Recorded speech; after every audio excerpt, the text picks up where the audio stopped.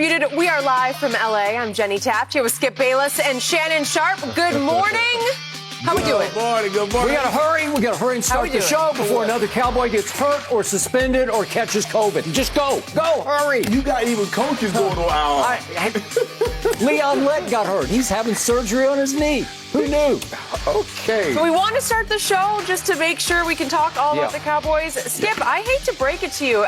The bad news keeps coming for the Cowboys and their fans as their star defensive end, DeMarcus Lawrence, broke his foot in practice yesterday. Dallas takes on the Chargers in LA this weekend and will likely be without their second best defensive end, Randy Gregory. Not to mention already confirmed absences to La'el Collins and Michael Gallup. So Shannon, I start with you. How much trouble are the Cowboys in? They're in trouble. It's a big loss because you could possibly be without your two pass rushers. And we saw what happened last week with Tom Brady. He threw a party.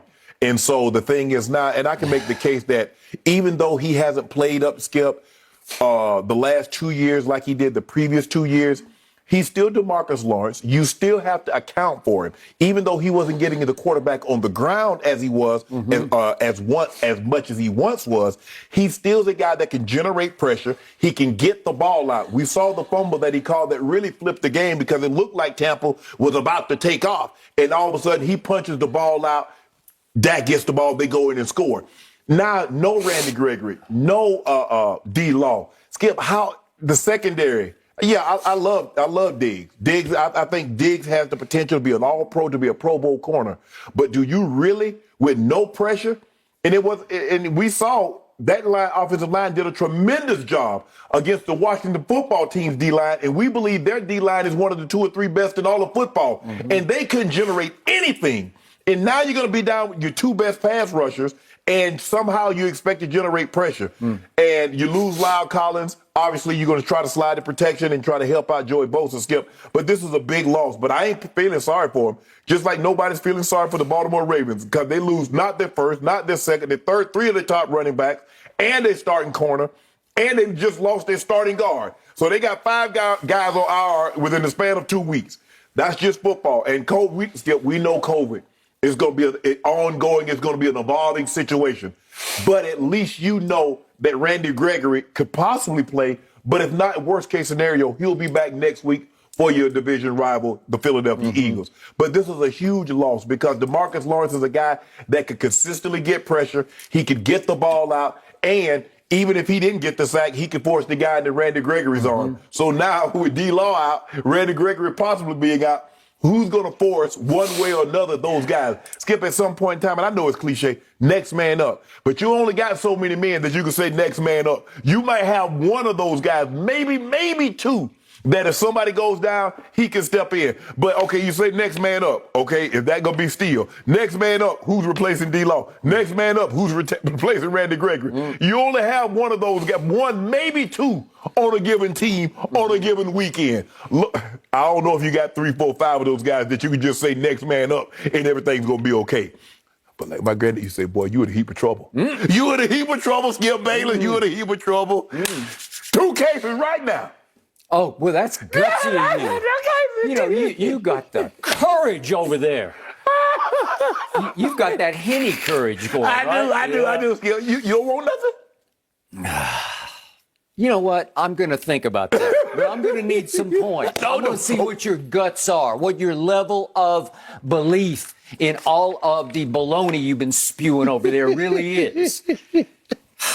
The Cowboys are now, it's just climbing rapidly toward 4 points. It's up to, I believe it's 4 the last time I checked.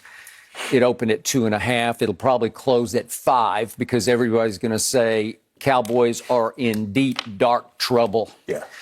Okay, I'll be the first to admit it has now come to the point where in the afternoon I don't even want to look at my phone anymore because I'm afraid, I'm going to see another one's gone.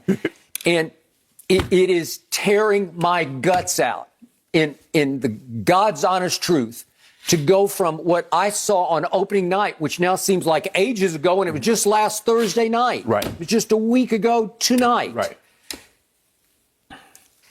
I saw the greatest Cowboy loss ever. And you can laugh at me all you want, but it was the greatest loss. At least it was the most hopeful Cowboy loss ever, because nobody saw that coming. They were 9-point dogs. They were prohibitive underdogs at GOAT. And it was just great, great, great. Like, at least good, good, good. Where I'm saying, love that, and I love that, and I didn't see that coming.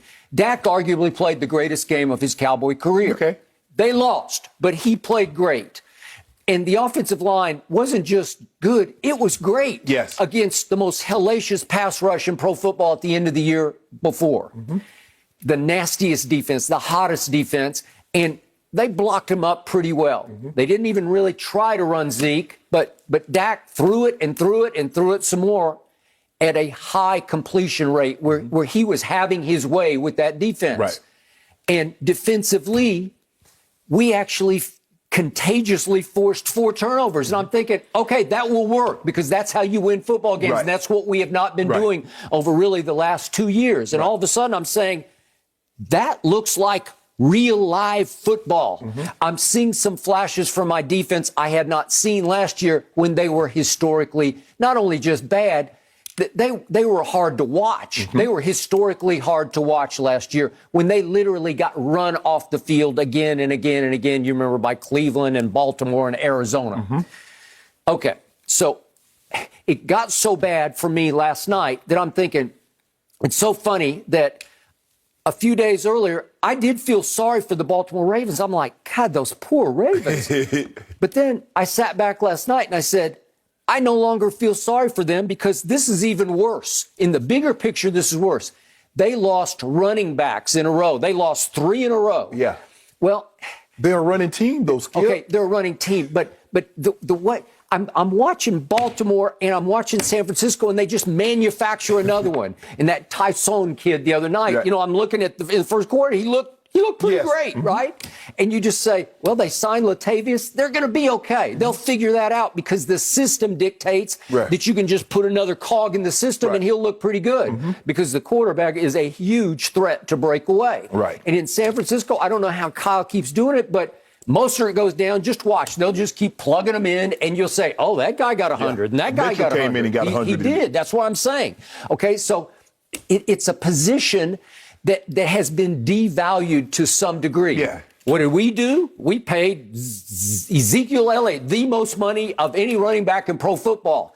And what has he done lately? Not much. Has he lived up to that? No. And could I argue that you way overpaid Zeke? Yeah, you think that, right? Okay, so I'm not feeling that sorry for Baltimore, except they did lose Marcus Peters. That's a lot. That's where you say that's irreplaceable. You can't just stick another guy in there. Although the way they play defense and the way they get after the quarterback, they kind of do put another guy in there, and you're like, well, and you saw what happened. Okay, but still, for stretches of that game, they still look like the Ravens to me, and I thought they were in position to win it, and you know the rest of the story.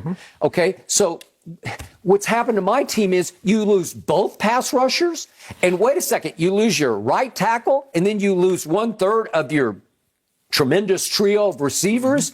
And I'm looking around, and my head's starting to spin, because the losses, are the totality of them, is staggering to me, because I thought they were going to be just good enough to win the NFC East, and now I'm starting to have my doubts.